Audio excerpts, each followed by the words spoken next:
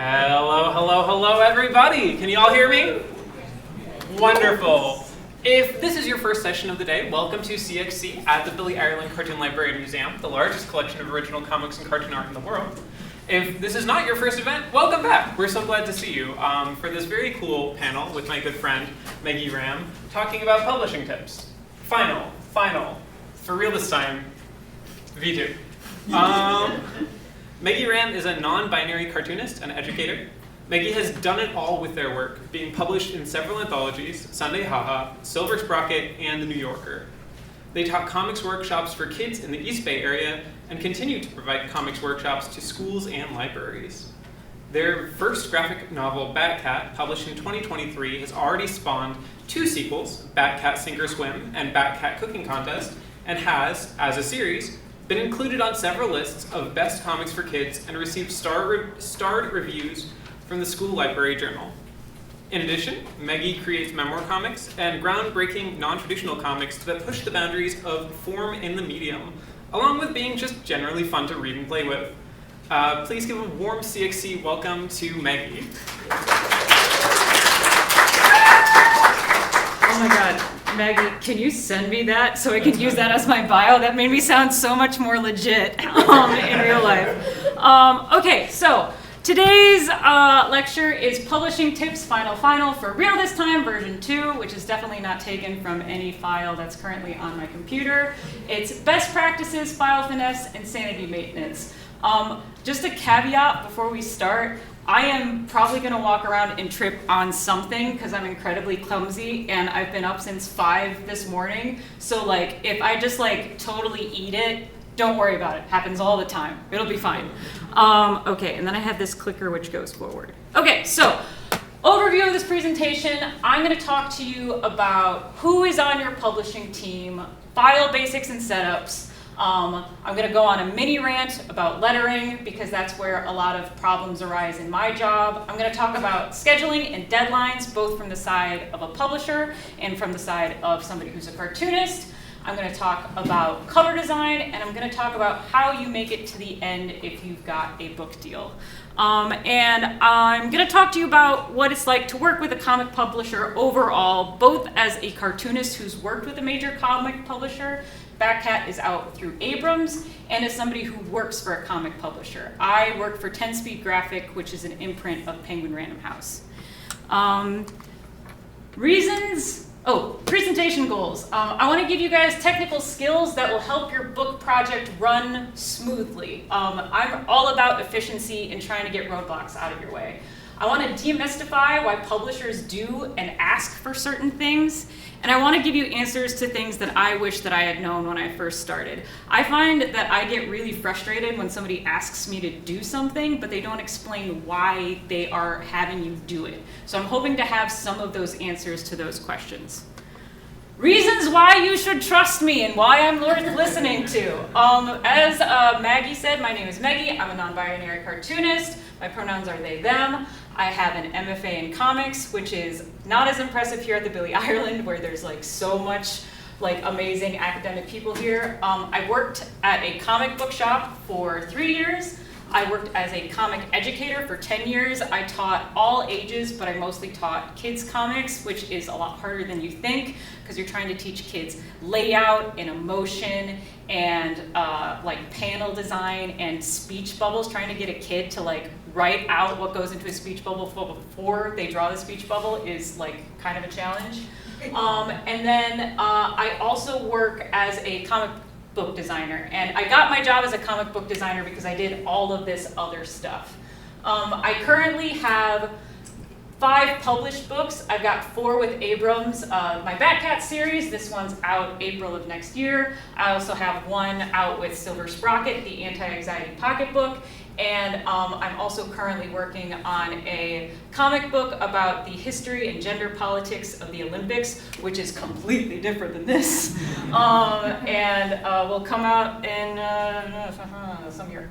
Also, I read a lot. I've read over 270 books this year, the majority of which are graphic novels. So I've got a lot of reading and comics under my belt. So let me turn my note page and narrate everything that I do. Okay, so first I'm going to talk about your publishing team and kind of demystify who is on it.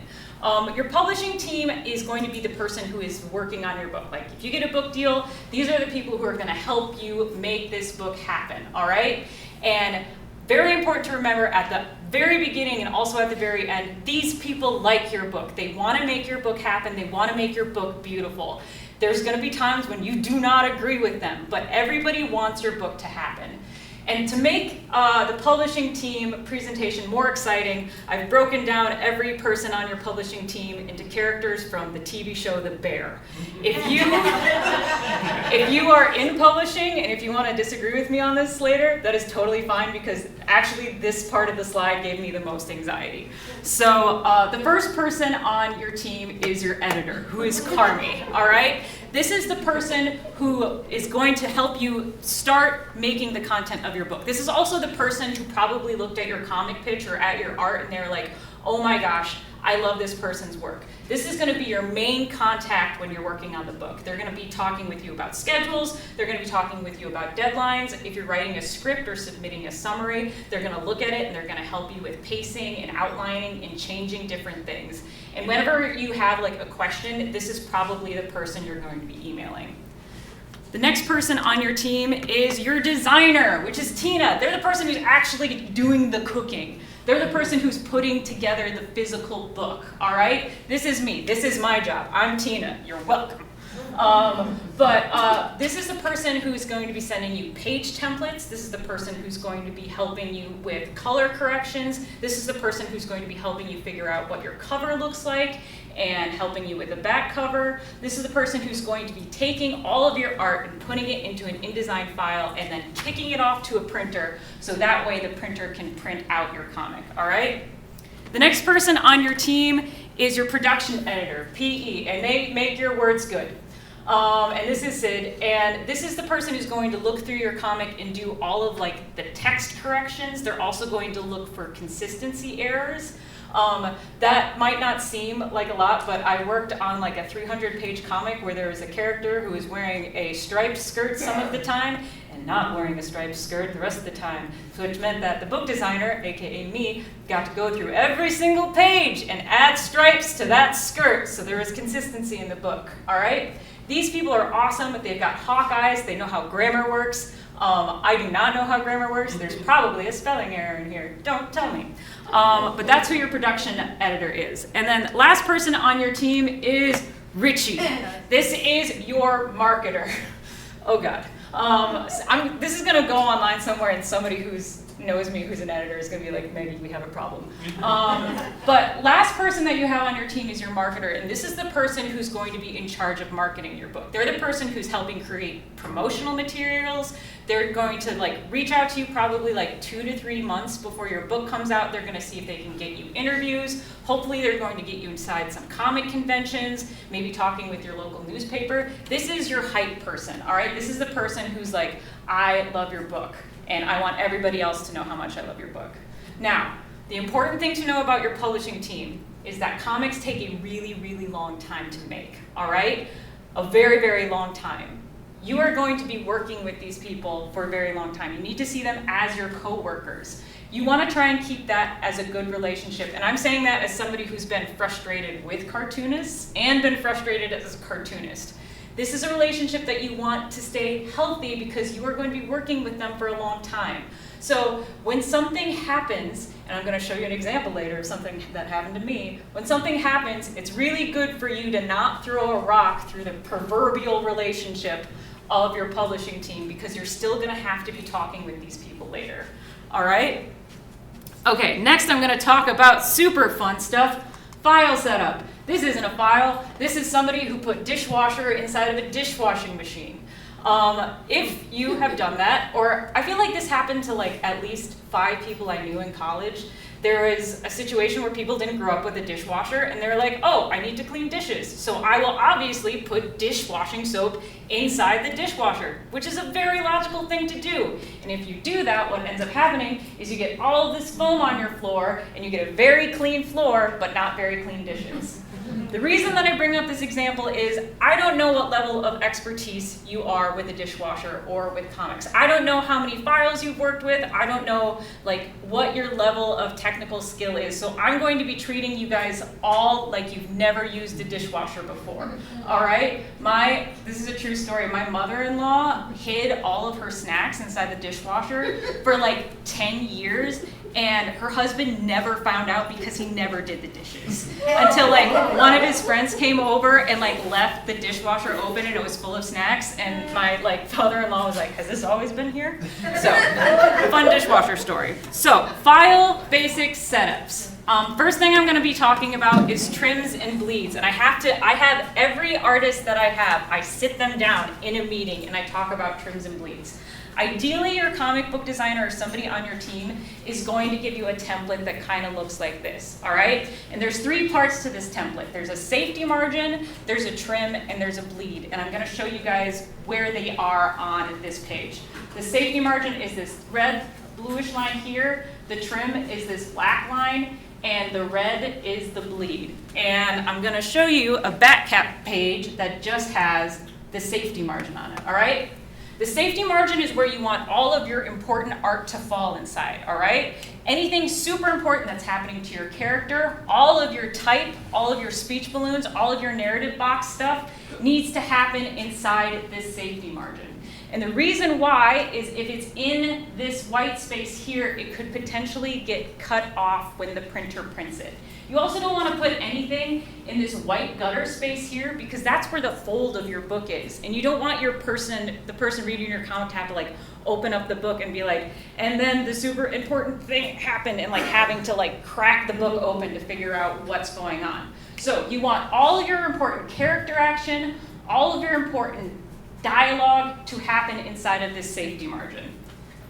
The next part of this is the trim. This is the actual size of your paper, all right? This is what is actually going to be in your book. But you need to make sure that your art extends to the bleed, all right? This is really important, and I'm glaring at all of you because I've had to deal with this with artists a lot. You need to make sure that your art extends all the way up to here because the way that a page works, the way that the printer is going to make your page, is they're going to print all of this stuff and then they're going to bind the book, and then they're gonna chop off the ends, this bit here, so that way it looks like a nice formed book, all right? So they're going to take this and chop it down to this. So you need to make sure that your art goes beyond that, because if you just do a white space where the bleed is, there's a chance that they couldn't cut it exactly correctly, and then you're just gonna have weird white lines around the outside. All right, I see a lot of you nodding yes. People nodding yes, thank you. I swear to God, I've had this conversation so many times, and then I'm like, all right, now repeat it back to me so you know what a bleed is. All right, I'm also going to talk about some basic file setup, all right? Most publishers will need your files as either a PSD, a PDF, or a TIFF. They will not be able to take Clip Studio or Procreate files. I'll get to that in a second. You can also export Clip Studio and Procreate files as PSDs. The reasons why they need it in this particular file format is because they're going to be putting it into an InDesign file, and InDesign doesn't recognize Clip Studio and Procreate files yet. Maybe one day they will, at the moment they don't. You also need to make sure that your image size is no lower than 300 dpi. dpi is dots per square inch. It's basically the resolution of your comic. If you are doing digital, 300 dpi. If you are scanning in physical pages, go really high. Go so much higher. Do like 600, man. You can't go low enough on that stuff. Because when you're scanning it in a physical page, it just needs a little bit more DPI in order for, especially if you're doing something like watercolor with a lot of textures, you don't want to lose all of that awesome work that you put into your comic. So if you're scanning it in, up those numbers. If you're doing like a digital file, 300 DPI. Make sure all of your type is editable. If you want to be putting type into your comic, if you're lettering it in Photoshop, if you're doing a text box, I should be able, as a designer, to open up your file, click that text box, and change the type in there. That's not because I want to go in there and change your story and make it my own. It's because we're cartoonists and we can't spell. So if you're turning in your file, make sure that the text is editable, so that way whoever is working on there can go through and be like, all right, we need commas, we need em dashes, we need to have ellipses. If you're hand lettering your comic, that's a choice. It's gonna take so much longer. If you want to do it, that's totally fine. You should do it. If that's the way that you do your comics, that's great. But that also means that later on, if there's going to be text edits, somebody's going to have to go in there and MacGyver things. So if you spelled there, the wrong there, I'm going to have to go in and find a T, an H, an E, an I, and an R, and then cut and paste them together so it looks normal. All right? Put all of your type, your editable type, including your sound effects, on their own layer. The reason why you want to do this is, if you are working on a book with a publisher, they are going to try and sell that book and get foreign rights with your book. And if they're selling it to a publisher to do foreign rights, the foreign publisher is going to take all of your type, they're going to strip it out, and they're going to put it in their own language. So if you put all of your type and your sound effects on their own layer, it's more likely that you're going to get a foreign book deal. So to show an example of this, this is Batcat. On the left, it's in English, and then on the right, it's in Catalan. So they stripped out all of my sound effects, which I love seeing this. They always change, the name of the ghost is Al, and they always change his name to like Aloysius or Ali. It's like they won't just let it be Al, which I really love. But this is what they do when they do a foreign edition. They're going to take out all of your sound effects, they're going to take out all of your type, and they're going to redo it and do the blar sound effect, but in Catalan, which is I don't know, I don't speak Catalan. Okay, another very important thing about file setup is color spaces. There are two different kinds of color spaces. There's RGB and there's CYMK. RGB is a color space that was specifically designed for digital screens. It was designed for computers, it was designed for phones. It's how you can get really, really bright, like neon colors. It's how you can get stuff that doesn't really print that well. This is one of my pages in RGB, and I really pumped it up because I was like, I want you guys to see these neon colors. CYMK is what most printers, like if you're working with a big publisher, they will be printing in CYMK, and that is cyan, yellow, magenta, and K, which is just straight black. Patrick, it is just K, right? It's okay, cool. It's what? Key? Cool. But they're taking those four colors and they're printing a combination of them to get the colors on your page. The reason why I'm pointing this out is if you're drawing your comic and you're doing it in an RGB color space, it's going to be converted to CYMK and it's going to look just a little bit different, especially if you're doing something that's really neon and glowy, like really fluorescent greens and really fluorescent blues. RGB doesn't really do very well. And it's going to have to be converted to CYMK. I recommend, if you have the opportunity, if you have Photoshop, you can toggle back and forth between the RGB and the CYMK color space to see how your comic is going to print. The other thing is that, well, hang on, let me go to the next slide. But what if I work in Procreate or Clip Studio Pro? Clip Studio Pro and Procreate say that they have CYMK, and it's a lie. And somebody here is gonna say, oh no, but I've seen it, and it definitely, no, it doesn't. They say that it is, and it's wrong. And you wanna know why I know it's wrong? Because I've had to deal with Clip Studio Pro and Procreate files, and people handing them to me, and they're like, oh, it's CYMK, and it's not! Sorry, this is going to be mostly me just ranting about stuff. Procreate and Clip Studio Pro say they have CYMK. You send me the Photoshop file, it is not that. The colors will be ever so slightly different. For some reason, Procreate and Clip Studio Pro don't have like a fully K option, all right? To only really see how it's gonna print, I know Adobe sucks, but you kind of have to see it in Photoshop. All of this being said, there's RGB and then it's got to be converted to CYMK. Making sure that it looks good as CYMK isn't really your job. It's my job, which is why I just had a mini meltdown, the last slide. I'm going to make sure that your page, your book designer is going to make sure that your page is printing as beautifully as possible. If you want to keep working in RGB, I would just, again, recommend to be careful with like really fluorescent and like acid bright colors, because those ones are the ones that tend to have problems. But I'm gonna be the one going in. I've got so many ways of color correcting to make your pages look perfect, okay? Let's see, what's next? Lettering your comic. If you've never lettered a comic and you just got a book deal and you're like, you know what? I'm gonna letter the comic. I'll budget like a week at the end for me to letter the comic. Don't! Lettering is so much harder than you think it is, and it will definitely take you longer than a week, okay? I think I said, for the love of all that is holy and unholy, don't. It's really, really hard. It's totally fine if you want to letter your comic for the first time, but give yourself like a month to sort it out if you've never done it before.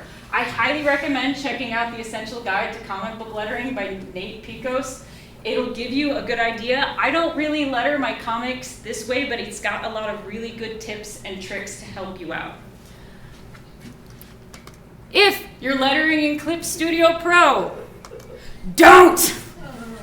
I mean, you can, but I'm gonna hate you just like a little bit. And you can letter in Clip Studio Pro, and you can also letter in Procreate. But the problem with both of those programs, and this might be getting into the nitty gritty, but if you start as a Clip Studio file and you start as a Procreate file, and then you're like, my publisher says that they want it as a PSD, so you export it as a PSD. For some reason, Clip Studio is like, oh, you're exporting it as a PSD? I'm gonna take all of your type and move it just a little bit down and just a little bit over, so nothing's centered anymore. I don't know why it does this. I think it's because Clip Studio Pro hates me.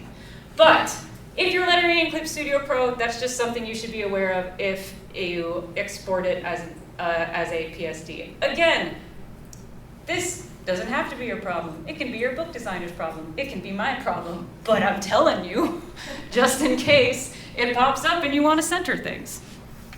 All right, let's talk scheduling and deadlines. This is me coming at you with my publisher knowledge and with my cartoonist knowledge. All right? A publisher is going to figure out your due date from counting backwards from the to printer date. Their to printer date is going to be 4 to 8 months before your book is actually coming out. The reason why there's so much time in between is when they finally have your book all beautiful and packaged and all the type is correct and there's a cover on there, they're going to ship it over to China, and China is going to be the place where the book gets printed. And then when the book gets printed, what they're going to do is they're going to put it on a shipping container and they're going to ship it over the ocean and bring it over here to the States. In most cases, almost all comic books are printed overseas and are sent via shipping container, and it takes a long time for that process to happen. So the first thing they're going to do is they're going to be like, all right, we want this comic to come out in summer of 2028. Let's count backwards. So we need to have the files ready to go probably in early fall of 2027. But that's when all of the comic book needs to be perfect and all together and nice and done. That's not when you send your comic in. Your due date for the comic is going to be several months before that, because they're going to have to go through several rounds of edits. So that's how they're going to start thinking about your due date. They're also going to think about when your comic book, what season your comic book would publish best in. They usually do like kids comics occasionally. Depending on what your kid comic is, they might do it in like spring. Batcat's a super spooky Halloween book, and it's been publishing in the spring for the past 3 years, so I don't know what that strategy is. But a lot of, if it's an adult comic, they might try and get it out so it's right before San Diego Comic-Con, so they can bring you there and they can have you sign it. Or for New York Comic-Con, they're gonna think about that when they're calculating like when they want your book to come out.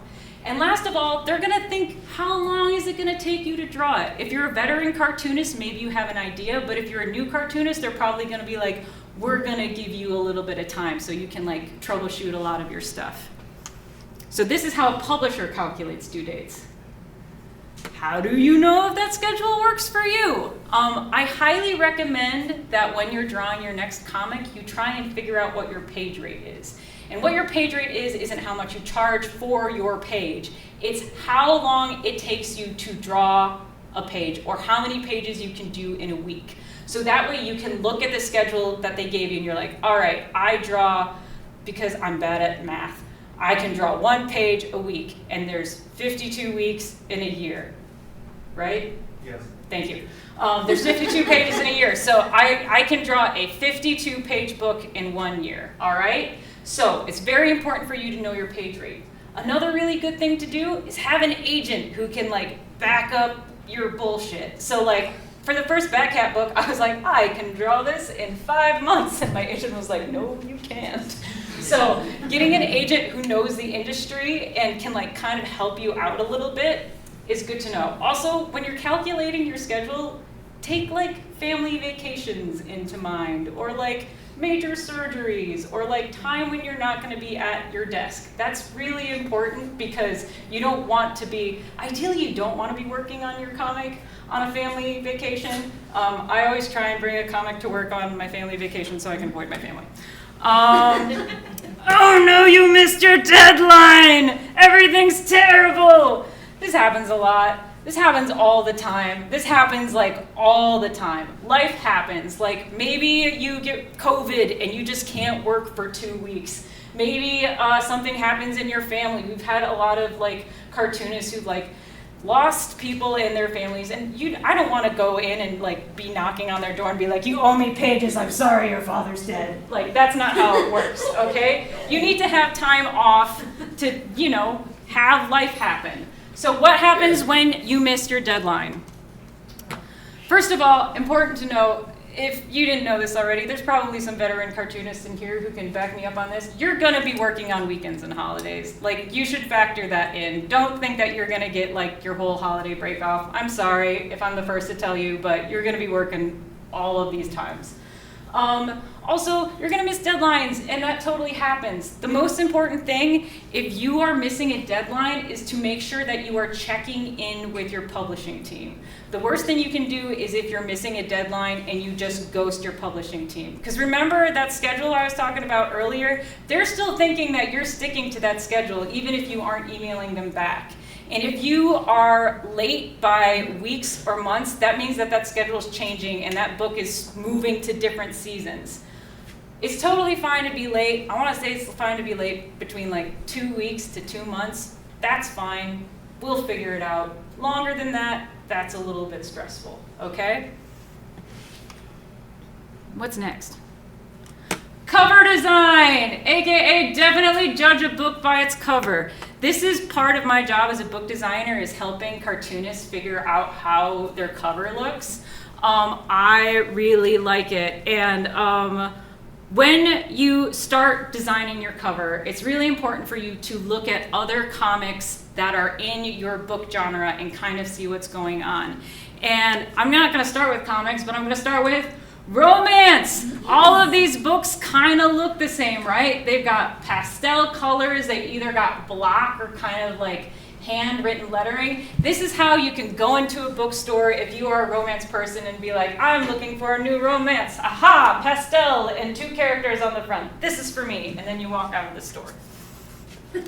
This is also how you can tell books about World War II plucky women. These are all books about plucky women in World War II. I don't know why they all have to be walking away from the camera towards a slightly blurred object with serif font, but this is how you know. Like, I would love to say that I came up with this, but it was honestly because my grandma had like 5 of these books out. So you want to look at what is in your book's genre and see what is similar and see what is different. That's not saying that like you have to have the exact same cover as somebody else. You can always break the mold. One of the things that comes up in the cover design meetings that I do is, do we want this book to look exactly like all the other ones that have come out in this genre, or how do we want it to look different, and why do we want it to look different? So these are like, I feel like these are like some of the more obvious examples, but you can also do it with comics. These are all Scholastic books. All of these are Scholastic nonfiction books. Scholastic nonfiction books usually have the main character in the foreground and have a blank background and like a very kind of brandy title.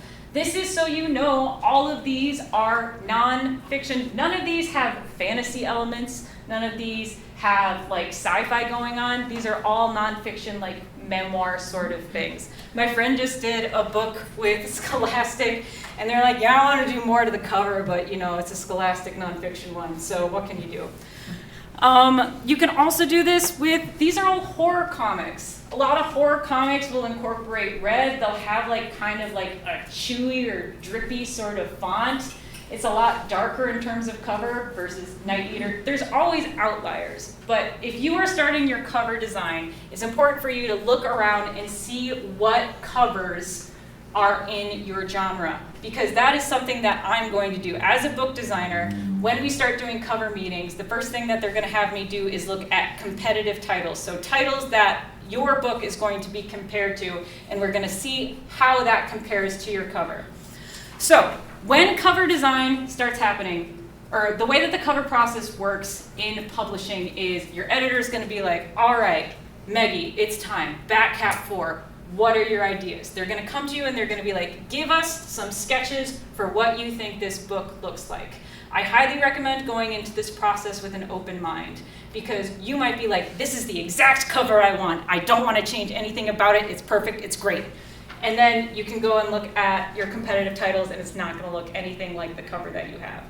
It's good to go into it with an open mind, because the publisher is going to go into your cover meeting wanting it to have the most marketable cover. They want you to have the cover that they think A, represents your cover most, and B, people are most gonna wanna buy.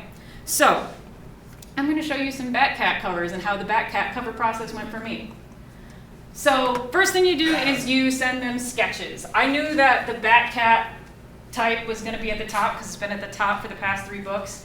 And then I just did some sketches based on what I thought would be a cool cover. Batcat 4 is about stars, so I wanted to put some stars and some skies in there. All the front covers have had different characters on them, and I threw these sketches together. When you're doing your cover sketches, don't be too precious about it. Do them super rough, because don't like spend time, especially because usually they're gonna ask you for cover designs like right after you finished your pages, so your hand is gonna be like a sad husk of what it once was.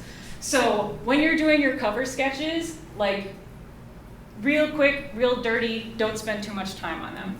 So I sent these 3 sketches in, and my publisher got back to me and they're like, okay, we like the background of the first one, but we like the Batcat pose on the second one.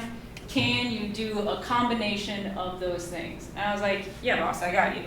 So I sent them back some inks, and then I also sent them back some color ideas. There we go. Okay. So I have way too many color ideas. I always do this whenever I send my publisher cover stuff, because I really like color. Like the Batcat color is like super important to me. And so I was like, these are all of the color schemes that I came up with, and I don't know if I have a favorite one, but like, I think that this should be the color scheme. And so I sent these 8 ideas to my publisher, and they're like, we don't want any of those. We want a different one. So this is the color scheme that they wanted. And so I did all the final art. I inked everything. I was like, great, this is done, off my checklist. And they were like, actually, you know what? You're sending this to us, but the points on the stars are too pointy. They look like bombs. Can you redraw the entire thing? And I was like, but I sent you sketches. And they were that pointy in sketches. But it's fine. So I redid it. I made the stars super soft and pointy, and then I didn't hear from my publisher for like 2 months. Until they sent me an email and they're like, oh my gosh, Meggie, we're so excited. We've got the final Batcat cover. We're gonna put it online next week. We want you to post about it. You can share this all across your socials. Here's what the final cover looks like. Can you guys tell me what's different on this cover compared to all the other ones? The fishing line's in the front! The fishing line had been behind Batcat the entire time in every single sketch that I sent them. And they sent me this and they're like, aren't we all happy that the cover's done? Yay! And I was like, the cover's not done. What happened? And so this was like a week of like trying to fix things very, very quickly, being like, please don't bisect Batcat's face in half on the front cover. And they were like, okay, it's totally fine. We're gonna fix it. It's gonna be great. So they sent me this, which is now Oh, nope, nope. Okay, they sent me this, which is now the final cover. Can anybody tell what's wrong with this one? Yeah. Batcat is, like, somehow the ghost is fishing in front of Batcat, but the wing is behind the ghost. It's fine. I'm totally cool, and it doesn't bug me at all, and I feel great about it. But this is just to say that mistakes happen. And I was saying earlier that comics take a long time. I have been with this team who's worked on Batcat for 4 years. There's been a Batcat book that's come out every year. So even though this was really frustrating and I wanted to throw my Birkenstock through a window, I did not do that. And you saw me screaming right there. That is not what happened. I was just like, hey guys, this is the first time I've seen the cover, and this is the first time I've seen the cover with the fishing line in front of Batcat. What's going on? And then they emailed it and they sorted it out. And then like a week later, I was like, hey, so the wing with Batcat, it's in front of the ghost. What's going on? And they're like, okay, we're gonna fix it. It's really important when stuff happens like this to not lose your cool like I just did. I got to do it just now because this is a lecture and screaming in front of people is fun. But I don't recommend doing it with your publishing team because you're gonna be working on a comic with them for a really long time. All right, making it to the end of your project. I'm skipping like through a lot. It's like cover design, and then you did it, yay. But making it to the end, it's really important that you take care of yourself. It's also important to note that this is one of those do as I say, not as I do, because I don't take care of myself at all. But take care of yourself when you are working on your comic. Most importantly, stretch. I think some of you in here are younger than me, and you're like, oh no, I'm gonna live forever, and none of my body hurts. It's a lie. It's another lie. You need to be stretching, especially your hand. I highly recommend this book, Draw Stronger by Creota Wilberg. Whenever I'm inking or sketching, I do these stretches at least once a morning or at night. It's very, very important because if your hand starts to get carpal tunnel, or if you hurt it, that's going to put back your deadlines. And not as a comic book designer, because I don't like missing deadlines, but as a cartoonist, it's really hard. It's like if you're an athlete who broke a bone or something, because you're just sitting there unable to draw, just staring at your hand, just being like, get better, do it, okay? So make sure that you are taking care of yourself. That also means sleeping and eating well. I'm saying this as somebody who doesn't do those things. I usually try, when I'm working on my comic, I will try and work on it every day of the week, and then on Friday I'm like, okay, so everything else in my life that I've been ignoring, I'm gonna take care of you today, and then I'll get back to my comic the rest of the week. So it's very important that you take care of yourself. Another important thing that I think you should do, and I'm trying to get better at, is celebrating every milestone that you reach. You finished your pencils, awesome, take yourself out for a treat. You finished your inks, awesome, take yourself out for a treat. You've sent in your cover design and it finally gets approved and they put the fishing line in the right spot. Take yourself out for a treat. The reason why is because you're gonna finish your comic, you're gonna turn in all of your files, and then literally almost a year and a half later, your book is going to come out. You need to be celebrating all of that stuff because it's important, because you did an amazing and awesome thing. And there's gonna be a bunch of people who are gonna celebrate with you when your book actually comes out, but you did an awesome thing 1.5 years ago that you should also celebrate, okay? Again, this is a do as I say, not as I do, but I'm trying to get better at it. I've had 4 Batcat books. The first one came out in 2021, and it was a pandemic year, and I didn't celebrate anything other than the fact that I made it to the first book. But the other problem with the Batcat books is they take about a year to make. So when the first one came out and when it was released and everybody was reading it and people were asking me about it, I was right in the middle of working on book 2. So they're like, what do you like about this book? And I was like, I don't remember it anymore. I've deleted those files from my brain. So make sure that you're celebrating every milestone. All right, some last little bits as I'm finishing this up. I'm talking about working in publishing and people are gonna be like, can I send you my comic pitch? Not really, guys, I'm sorry. I'm not an editor, I'm a comic book designer. Editors are usually the people who are the ones who are acquiring comics. If you want to send it to me just so I can see it and it's like super cool, I'd love to see it. But I can't be the person who's like, I love this. Here's $1,000. Hopefully more than that. Here's more money to make your comic. All right. I'm always excited to look at people's comic pitches, but I can't really get them any farther than me seeing them. I'm also going to be tabling this weekend. I'm at table 111B all weekend. I'm also saying this just because this has been my best-selling comic of all the things that I bring to my table. I don't offer it in physical form, but I have a digital zine with over 10 plus lesson plans for teaching kids comics. I got into teaching kids comics because I found a job on Craigslist, and they're like, all right, here you go, no syllabus, best of luck with that. And so I had to come up with a kids comic syllabus, which is how I've learned how to break down a lot of the more tricky comic book elements kind of into what is in the gallery outside. But I have a zine that has all of those lesson plans on the inside of it. And I'm also doing one of those workshops Saturday at 1 p.m. If you want to, it's for kids, but if you want to see one of the workshops in action, take it from me, steal it, and do it at your own library. That is totally fine. Also, send me arcs of the books that you're working on, because I read a lot and I want free books. And if you can give me free books, then maybe I'll look at your comic pitch. No, I shouldn't do that. But send me arcs of the books that you're working on, or send me book recommendations. This QR code right here goes to my website. It's got the zine on it. It's got all the information about me. If you need to contact me about anything, that's where you can find it. And I've got 10 minutes left, so we're gonna open it up for questions. Also, hang on, we're gonna open it up for questions while I drink some water.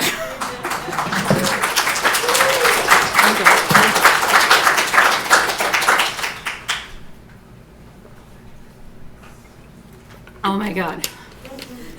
I also taught, I think I said this, I taught kids classes this morning, and kids classes is me screaming down here, but for an hour. So if I don't have a voice by the end of this, it'll be a miracle. All right, so questions, go.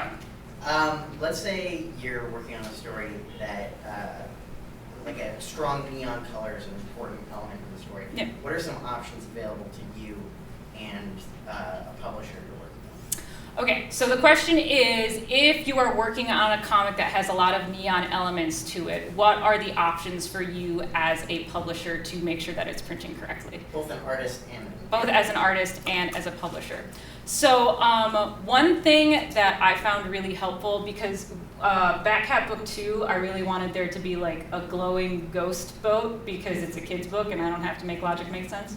But I really wanted there to be glowing ghost boat, and I think that the thing that helped me get that to work correctly is I went through and I found a bunch of CYMK swatches, and those are the ones that I referenced. And it was literally me going you know how there's that hue palette? It was me moving the circle and being all right, this is the brightest blue I can get before the little danger triangle shows up and says that I can't do it.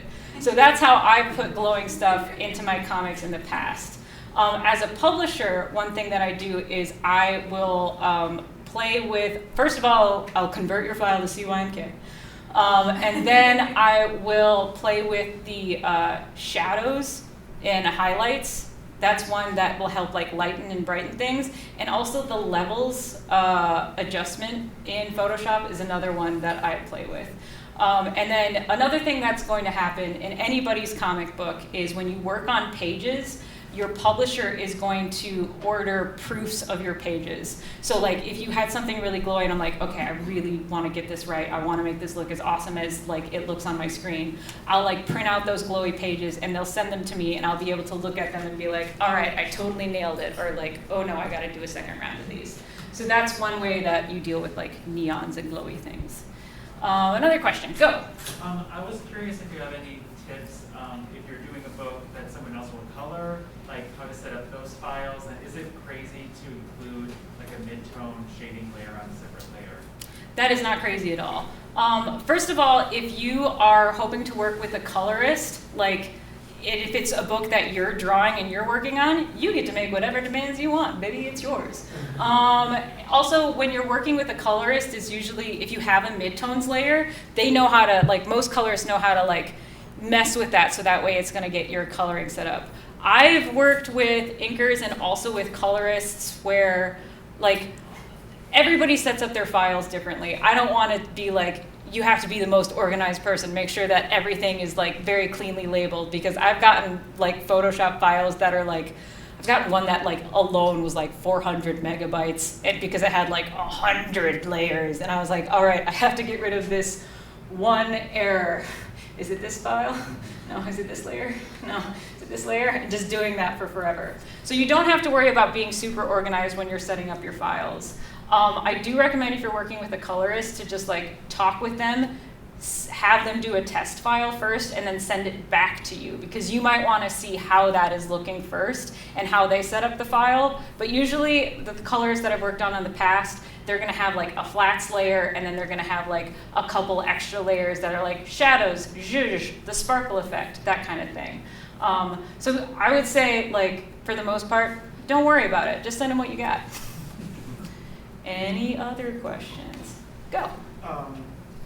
What are the necessary first steps towards acquiring a publishing team? Like, how do I... A publishing team? Yeah. Okay, so if you want to acquire a publishing team, the best thing to do is to have a comic book pitch that you're either going to send to your agent or you're going to send to your publisher. Occasionally, agents will have like open calls where they're like, I'm not working on anything right now, I'm taking submissions. And then you can send it to the agent, and then that also happens with publishers, where publishers are like, I'm taking open submissions. I highly recommend trying to send things to them in that period, because otherwise they're probably just not going to look at it. The other thing is that when you're looking at agents and publishers, the book that you have, you want to make sure that it's a book that is like in their genre. The same as when we were looking at like book covers and like how they're similar. Like, you want to find an agent who does comics or who like is really into horror, if that's what you're going to do. You're going to put together a comic book pitch. I highly recommend, I think it's either Ezra Clayton Daniels or Ben Passamore, and if you Google their names plus comic book pitch deck, they have an example up online. And that's basically, a comic book pitch is basically a summary, just like a paragraph summary of what's happening in your comic. It's going to have some sample pages, and then it's also going to have like a breakdown of every plot point that's going to happen in your comic. The very important thing, you don't have to have a completely finished story if you're going to be working on this. But you do need to have a completely finished like idea how the story ends. It's very important, if you're doing a comic book pitch, to not end it with being like, oh, there's a surprise ending, but I'll only tell if you take the pitch. No. You want to be super obvious about it with your editor and with the agent. They need to know what the twist or the surprise ending is.